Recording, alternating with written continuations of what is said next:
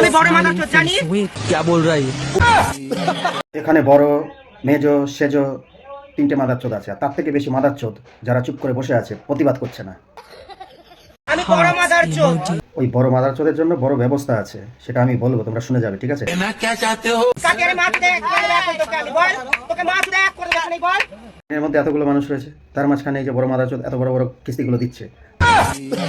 বল তুই একবার বল। বল এমন কারণ কেন করে বালছি বাবা চোদা। ওখানে বাড়িতে যাব চাইতে। আমি আর 10 টাকা করে চাইছি। মা আমি একবার ব্যাগ দে।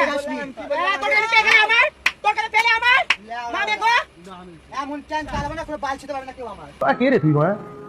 বাবা চোদা আবার হাত দেখাতে কান দিকে তোকে না ব্যাগ লাগে কেলা বড় তোমার মাল কইলে তোর কোন বালে আমার এই গাড়ি যত লোক আমার বাল ছিটতে পারে। একদম ঠিক কথা বলেছো। ট্রেনে যারা বসে আছে তোমার থেকে বড় মাদারচোদ, তারা তোমার কিচ্ছু করতে পারবে না, একদম সঠিক বলেছো। কিন্তু তোমাদের করার জন্য লোক আছে।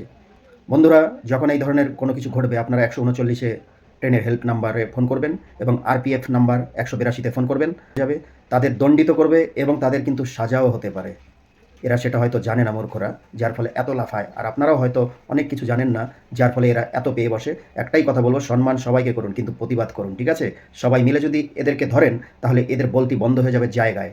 ভালো থাকুন, সুস্থ থাকুন, রাধে রাধে। क्या बोल रहा है ये?